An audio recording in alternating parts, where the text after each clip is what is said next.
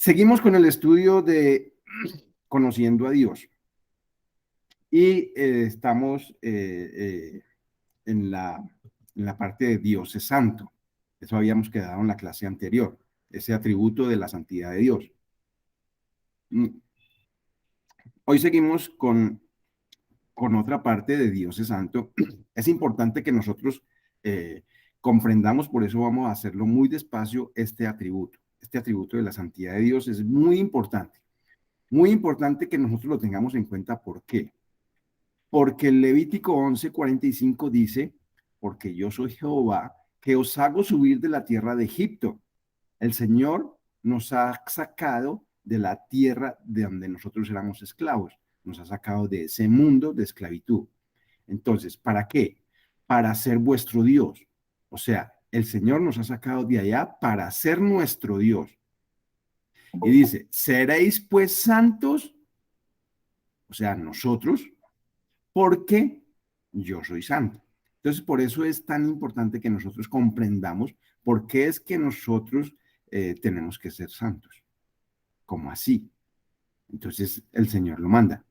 Dice, porque yo soy santo. Entonces, por eso es bien importante que nosotros entendamos muy bien la santidad de Dios. Dios es santo y hoy vamos a ver nuestra respuesta a esa santidad de Dios. ¿Cómo deberíamos vivir ante un Dios santo? Esa sería la pregunta.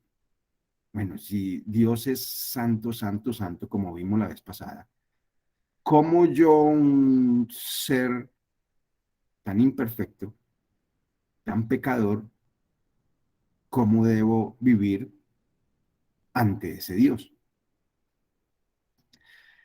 ¿Cuál es la importancia de la santidad? Dios es santo y nosotros somos llamados a ser santo, así como Él es santo. Primera de Pedro 1, versículos 14 al 16. Dice, como hijos obedientes, no se amolden a los malos deseos que tenían antes, cuando vivían en la ignorancia. Más bien, sean ustedes santos en todo lo que hagan, como también es santo quien los llamó. Pues escrito está, sean santos porque yo soy santo. Pedro aquí hace referencia a esa escritura que leímos ahorita en Levítico. Entonces es un mandato del Señor que tenemos que ser santos. Y entonces pareciera que esto se va complicando, ¿cierto? Se va eh, poniendo la falda más empinada. Primero miremos que no es una sugerencia o un consejo que leemos en las Escrituras. No es una sugerencia que el Señor nos esté dando. Vea, si ustedes quieren, pueden ser santos. O es un consejo que nos da. Vea, yo les aconsejo que sean santos. ¿Cierto que no? No, no leemos así. Leemos que es un mandato. Es un mandato. Sean santos. Observemos qué importante es poder tener conocimiento de Dios. O sea, qué importante es esta secuencia, este estudio que estamos haciendo sobre ese conocimiento de Dios. Porque, ¿cómo vamos a ser santos si no conocemos al santo? Porque solo así, o sea, conociendo al santo, conociendo al Dios que es santo, es que vamos a poder ser santos como Él, ¿cierto? Tenemos que, miremos ahora que hemos podido ver tanta televisión, hay un programa, o había, yo no sé si todavía está, esto de Yo Me Llamo, pues para esa persona poder imitar o poder parecerse a esa otra persona, pues lo seguro es que lo tenía que conocer, ¿cierto? Porque si no, ¿cómo se va a parecer? ¿Cómo lo va a imitar? Igual nosotros. ¿Cómo nosotros vamos a imitar esa santidad de Dios si no sabemos cómo es el santo? Pues tenemos que conocerlo. Por eso es tan importante conocer a Dios. Eso es ser muy, muy, muy, yo lo exaltaría, lo subrayaría. Eso es ser uno muy, muy inteligente. Pues así lo dice la Biblia también. ese conocer a Dios. Proverbios 9, versículo 10. El conocimiento, el comienzo de la sabiduría es el temor del Señor. Conocer al santo es tener discernimiento. Conocer al santo, dice otra versión, es tener inteligencia. Inteligencia. O sea, que conocer al santo es tener inteligencia, es tener discernimiento, es poder distinguir, poder diferenciar qué es bueno y qué es malo, en un mundo donde todo parece ser bueno, en un mundo donde todo lo que oímos es bueno, entre comillas. Pero la Biblia también dice, todo me es permitido, pero no todo me conviene. Conocer al santo, vamos a poder diferenciar, poder escoger, esto sí, esto no. Esto me conviene, esto no me conviene. ¿Me conviene para qué? Para tener ese conocimiento del santo, ese conocimiento de Dios. La recomendación entonces, si miramos, si nos ponemos a examinar un poquito más adentro, o sea, si nos pegamos otro clavado un poquito más adentro sobre este proverbio, el comienzo de la sabiduría es el temor del Señor. Ya hablamos la clase pasada que es el temor del Señor, que es la reverencia, que es el respeto, y conocer al santo es tener discernimiento.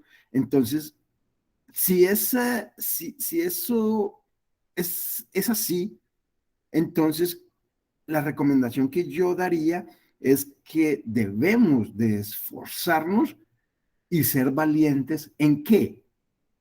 En conocer al santo, en conocer a Dios. Esforcémonos por estudiar. O sea que consigámonos una Biblia de estudio. Es muy sencillo. Hoy en día la tecnología nos ha facilitado muchas cosas. Entonces, los que tenemos computador, entonces aprovechemos y consigámonos un programa donde tengamos la posibilidad de profundizar un poco más. Un diccionario de vocablos en hebreo, en griego, disponernos a conocer más de Dios y de seguro que el Señor va a empezar a darnos, va a empezar a revelarnos, va a empezar a mostrarnos esos misterios que hay en su reino. Y eso va a ser de gran gozo para todos, de seguro. La verdad más grande puesta ante los hombres es que Dios es santo y digno de toda reverencia y adoración. Esa es la verdad. Por eso es que vamos a ir despacio para poder ponerle un poquito más de atención a este tema.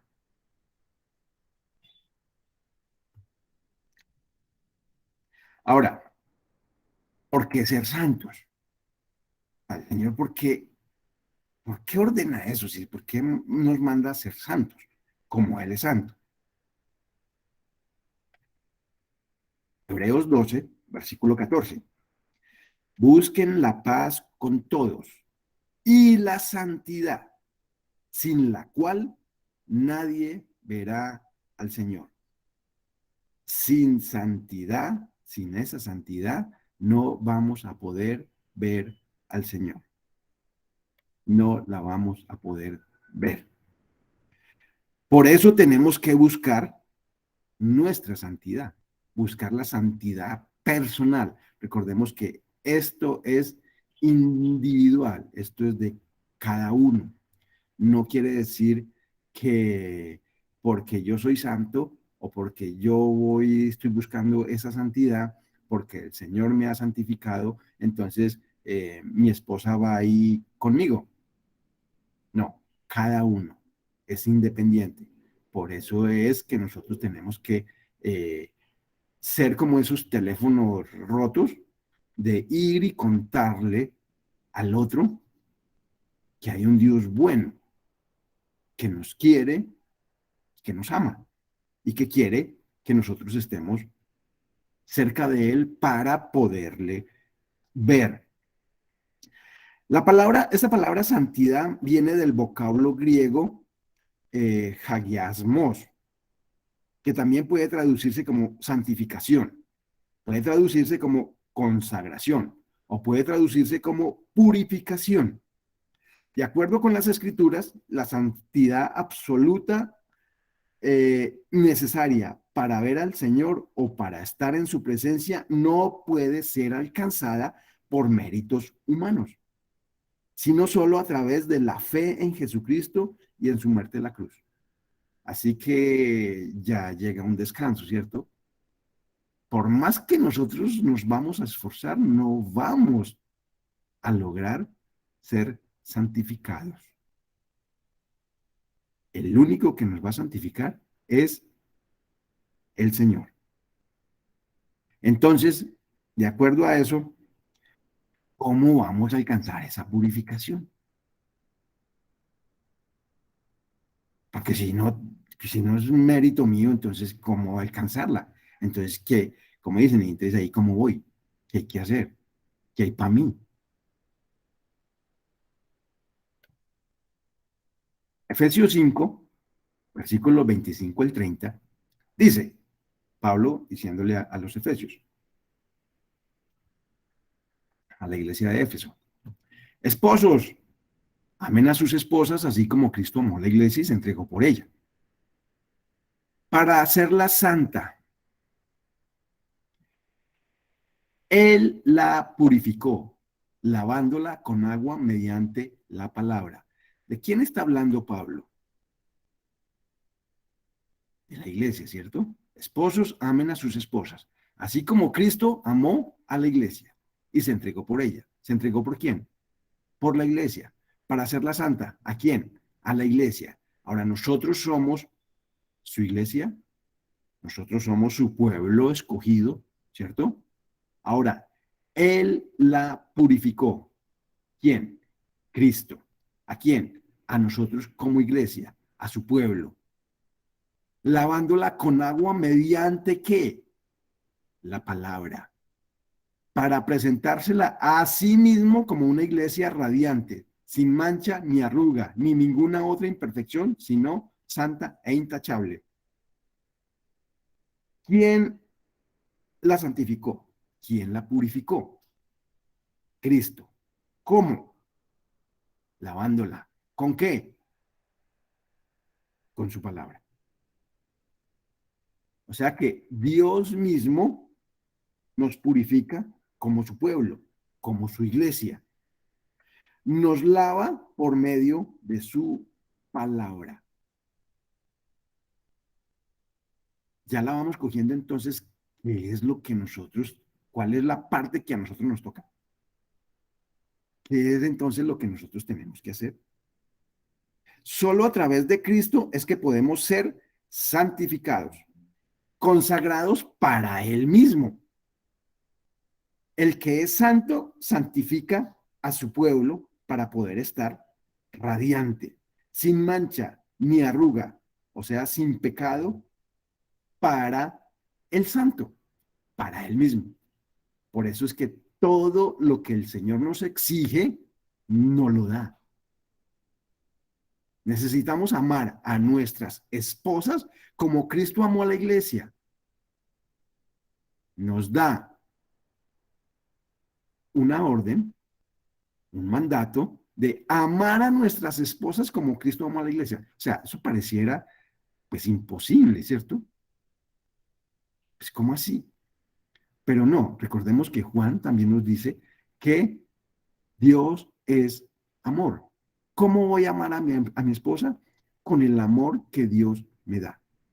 No con el mío, sino con el de él.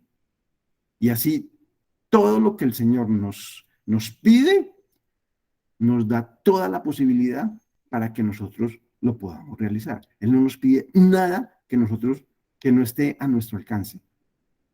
Es más, nada está a nuestro alcance. Todo lo hacemos por medio de Cristo. Ahora, ser santos como Él es santo, pues pareciera Es una cosa fuera de pensamiento, ¿no? ¿Cómo vamos a ser santos como Dios? Pero si es Dios el que vive en mí, pues ahora ya la cosa cambia. Ya no soy yo, es Él. El santo que vive en mí. Santo como Él es santo. Todo empieza a tener como sentido, ¿cierto?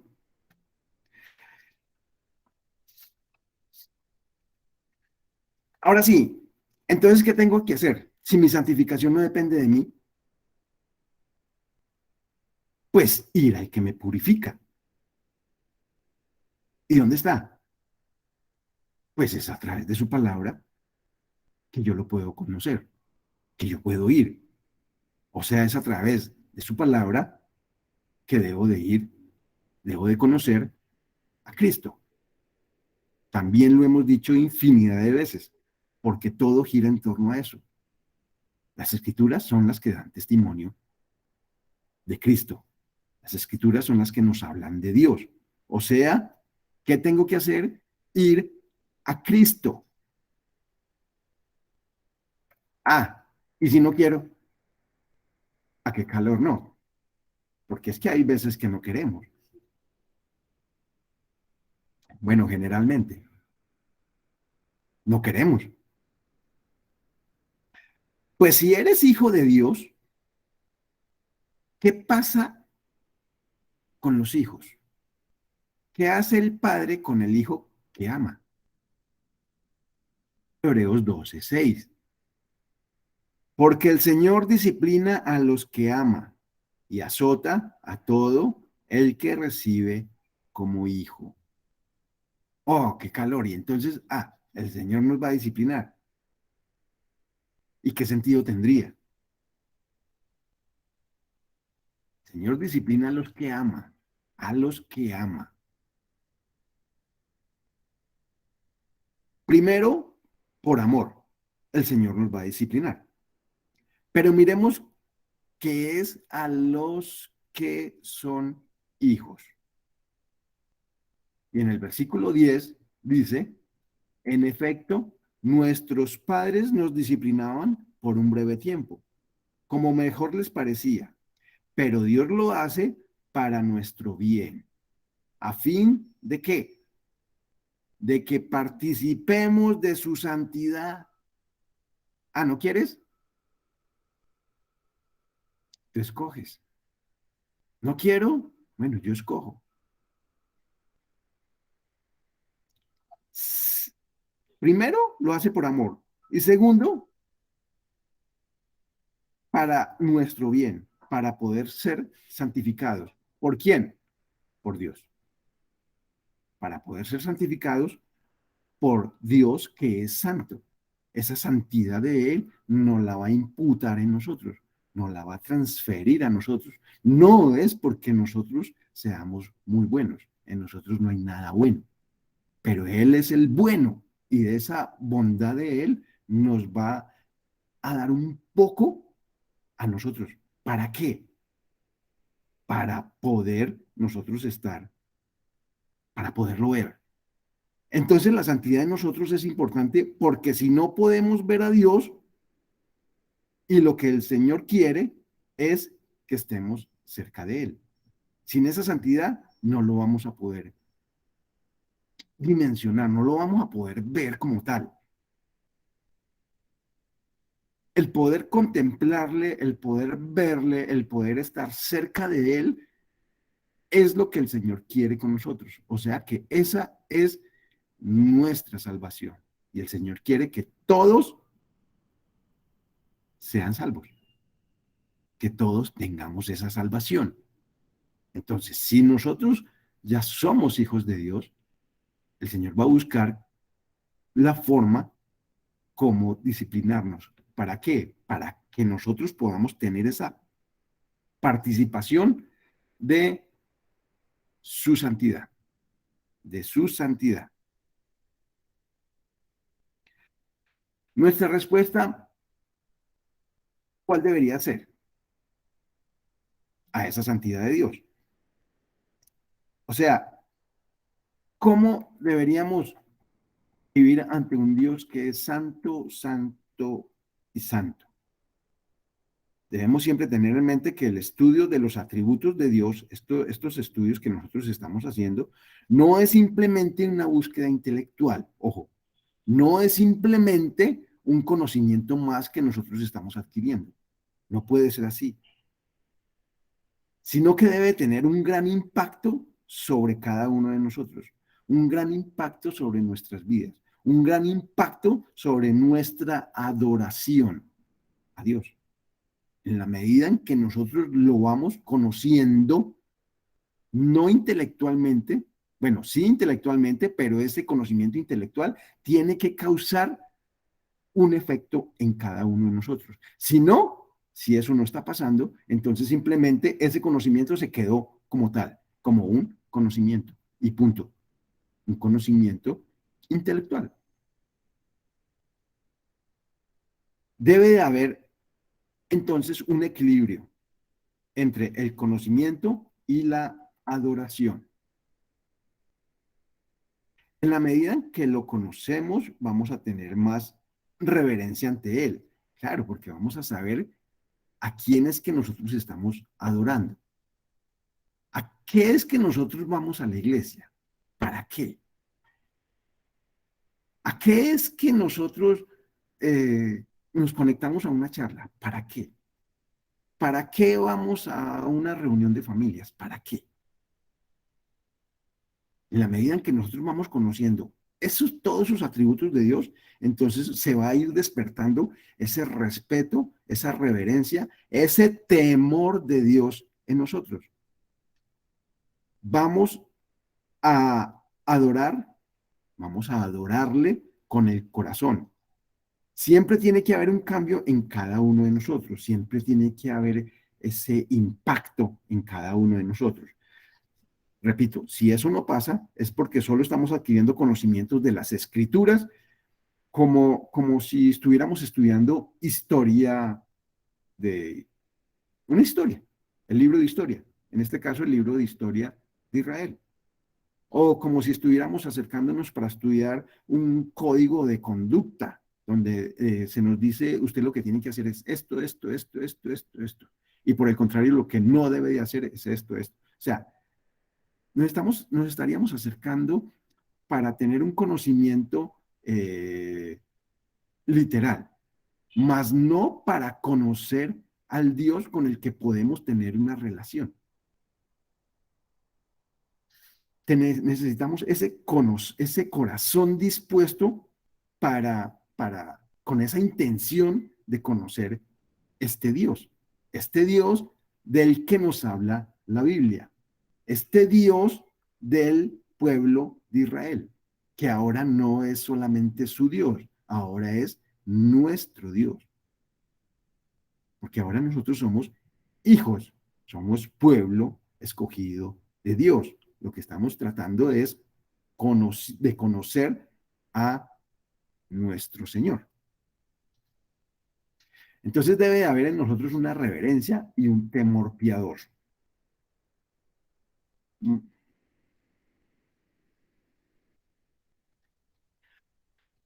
Debemos estar postrados delante de Él. Ese debe ser nuestro pensamiento. Y no se refiere siempre o literalmente a estar postrados de rodillas, que debería de ser por reverencia y por temor y por respeto y por lo que el Señor es y por lo que nosotros conocemos de Él, debería ser ese respeto. Salmo 96, versículo 9 dice, póstrense ante el Señor en la majestad de su santuario, tiemble delante de Él toda la tierra. Es la responsabilidad del creyente ante el Señor. Es conocer un poco su poder, es conocer un poco su gloria. El tener esa convicción de postrarnos delante del Señor, de tener esa reverencia delante del Señor, es porque medio conocemos algo de quién es Él. ¿Qué es Él para cada uno de nosotros? Miremos qué pasa en el cielo con respecto a esto. Dice Isaías, capítulo 6, versículos 1 al 3. Dice Isaías, el año de la muerte del rey Usías, vi al Señor excelso y sublime, sentado en un trono. Las orlas de su manto llenaban el templo. Por encima de él había serafines, cada uno de los cuales tenía 6 alas. Con 2 de ellas se cubrían el rostro, con 2 se cubrían los pies, y con 2 volaban. Y se decían el uno al otro, Santo, Santo, Santo es el Señor Todopoderoso. Toda la tierra está llena de su gloria. Nosotros podríamos dimensionar solo un poco qué reverencia tienen los que le conocen, los que están cerca, los que verdaderamente saben quién es el Señor. Miremos cómo es la adoración en el cielo, cómo es esa adoración celestial. Miremos cómo en la presencia de Dios estos seres que están en su proximidad, que están cerca de Él, solo pueden inclinar sus cabezas y adorarle. Solo pueden expresar adoración delante del Dios Santo. ¿Por qué? Porque lo conocen, porque saben quién es, porque están cerca de Él, porque lo ven. Con respecto a estos seres, a estos serafines, hay muchas opiniones expresadas al respecto del simbolismo de sus alas que hablan acá. Es posible, no dice la Biblia, es posible que cubran sus rostros en reverencia, o porque ni siquiera para ellos sea posible soportar la gloria de Dios. Cubren sus pies con humildad, reconociendo que son meras criaturas y solo el Señor es Dios. De pronto, tiene sentido, porque esa santidad de Dios, pues es lo que es el respeto y la reverencia que infunde, ¿no? La pregunta, o mirémonos cada uno de nosotros, y nosotros acá, ¿cuál es nuestra reverencia hacia Dios? ¿Cuál es nuestro temor? O acá ni siquiera nos importa mucho las cosas de Dios, ¿cierto? No nos interesa mucho cuando se trata del que llena la tierra con su gloria. Es que miremos, dimensionemos qué es lo que estamos estudiando acerca de Dios. ¿Qué es lo que Dios, quién es Dios? Dice, la tierra está llena de su gloria. Y a nosotros muchas veces ni nos va ni nos viene. Cuando se trata del Señor, pues es una actividad más que involucramos en nuestra vida, en nuestra cotidianidad. O sea, ya nos pertenecemos a un círculo, eh, digámoslo así, religioso, entonces ya involucramos ciertas actividades. Pero no nos interesa, o sea, si hay algo más importante en el mundo, pues dejémoslo para después, porque pues para eso hay más tiempo. Si hay actividades más importantes que hacer el día de una reunión, el día de qué sé yo, de una reunión de familias, de una charla, de un servicio, pues dejémoslo, porque igual, ya que 8 días podemos ir, ¿no? Ya que 8 días podemos conectarnos, ya que 8 días podemos asistir. Y cuando asistimos no lo hacemos con esa reverencia y temor de, de, de, de ser conscientes a qué vamos. ¿A qué vamos nosotros al servicio los domingos? ¿Para qué? Si no es para oír hablar a nuestro Señor. ¿Qué es lo que el Señor tiene para cada uno de nosotros ese día? ¿Qué es lo que nos va a decir? Y nos va a decir es a cada uno. No es que hoy estuvo fenomenal el servicio en la iglesia porque todo le salió a mi esposa. Toda la prédica fue para mi esposa. Eso fue maravilloso. No, no, Señor. Fue para ti. Fue para mí. O esposas, o mujeres. No, es que estas prédicas sí le salió a mi esposo, vea, como anillo al dedo. No, no, no, no. Fue para ti.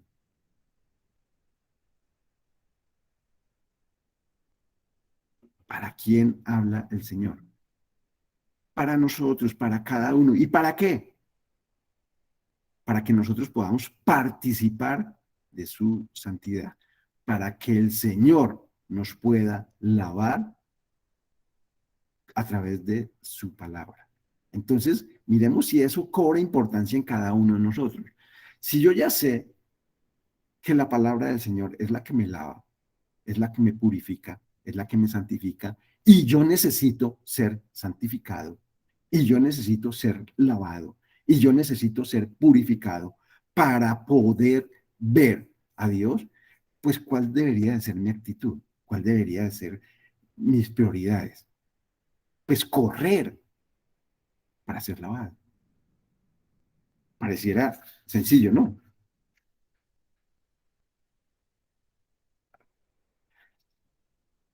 Isaías 8, versículo 13, dice, a Jehová, al Señor de los ejércitos, a Él santificad, sea Él vuestro temor y Él sea vuestro miedo.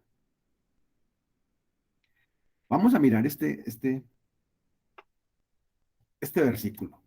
Vamos a profundizar un poquito más qué es lo que eh, Isaías trata de decir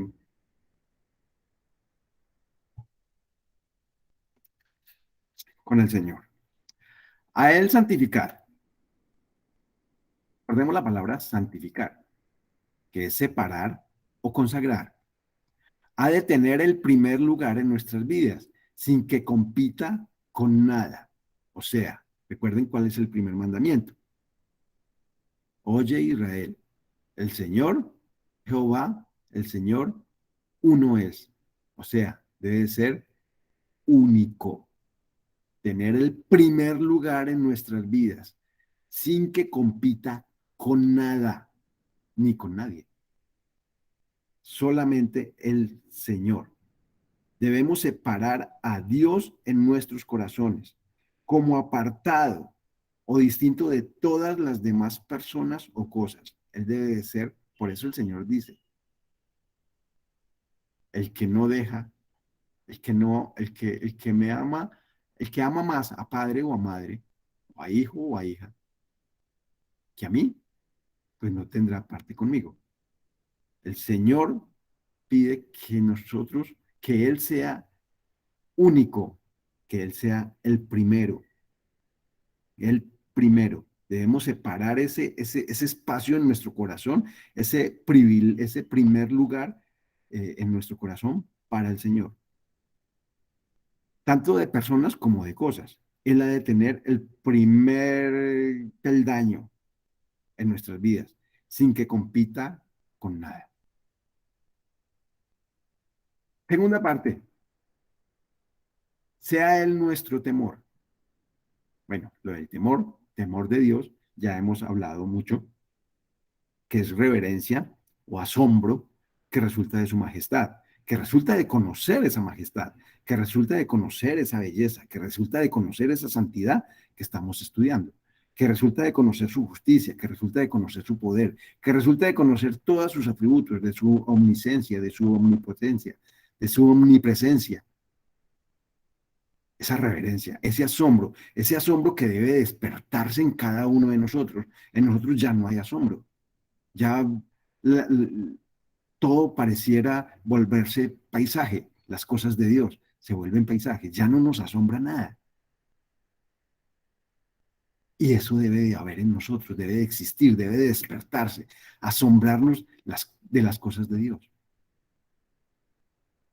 Ahora, Él sea nuestro miedo, esa palabra miedo es del vocablo hebreo aratz, que significa causar terror, conmoción, intimidación o asombro. Azorar, castigar, desalentar, desmayar, fortalecer, miedo, quebrantar, temer, temible o temor. O sea que nuestro único miedo, nuestro único temor, nuestro único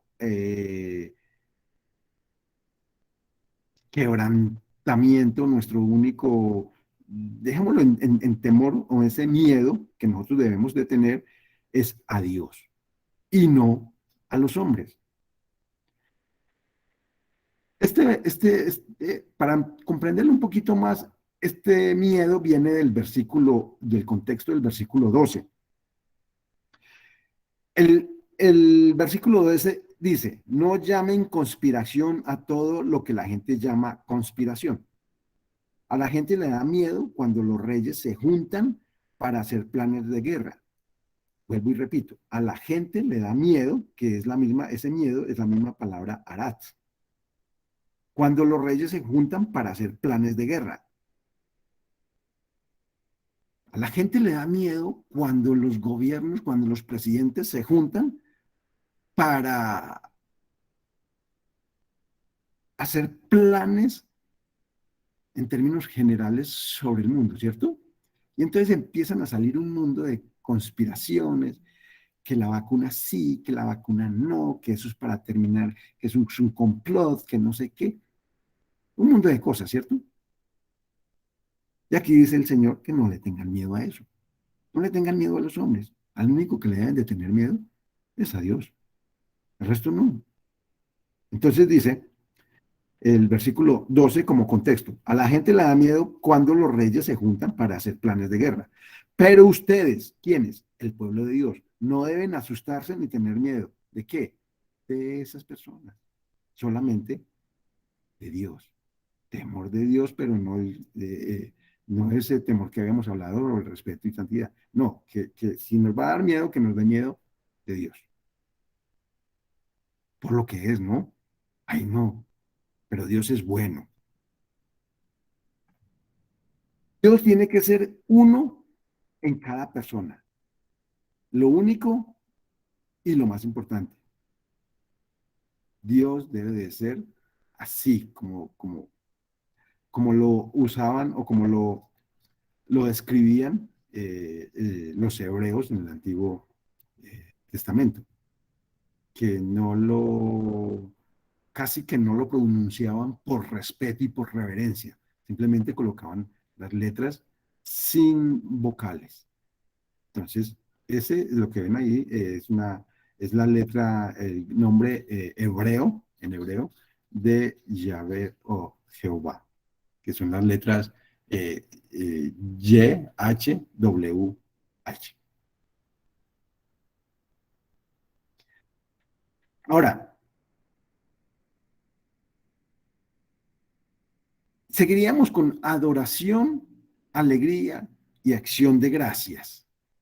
¿Con respecto a qué? Con respecto a ese Dios santo, con respecto a esa santidad de Dios.